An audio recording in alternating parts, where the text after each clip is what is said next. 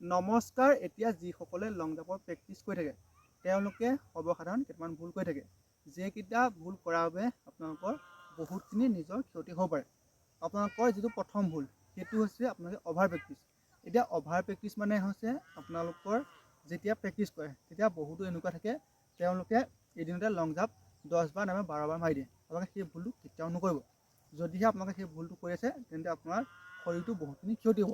আপোনালোকে লং jump regular practice নকৰিব আৰু আপোনালোকে এসপ্তাহত লং জাম্পটো মিনিমাম আপোনালোকে 4 দিন, আপোনালোকে আৰু এদিন যদি বঢ়াই দিয়ে 5 দিন, 5 দিনৰ ওপৰত লং জাম্প কেতিয়াও প্ৰেক্টিছ নকৰিব।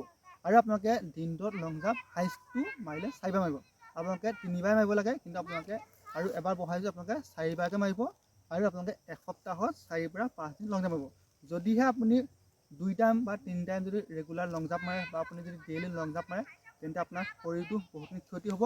আৰু আপোনালোকে যদি ৰেগুলাৰ আপুনি 2 বাৰ নাইবা 3 বাৰ লং জাম্প মাৰি আপুনি কণ্টিনিউ লং জাম্প মাৰি থাকে তেতিয়া আপোনাৰ কেতিয়াও লং জাম্পটো ইনক্ৰিজ নহয়, আপোনালোকৰ লং জাম্পটো আপোনালোকৰ দিনক দিনে কমি গৈ থাকিব। গতিকে আপোনালোকে লং জাম্প যদি মাৰিব বিচাৰিছে, লং জাম্পত যদি এক্সিলেণ্ট এটা মাৰ্ক উঠাম বুলি ভাবিছে তেতিয়াহ'লে আপোনালোকে সপ্তাহত 4 দিন নাইবা 5 দিন লং জাম্প প্ৰেক্টিছ কৰক আৰু 3 বাৰ আপোনালোকে নাইবা 4 বাৰ আপুনি লং জাম্প মাৰক। আপোনালোকে বেছিকৈ লং জাম্প নামাৰিব। ধন্যবাদ।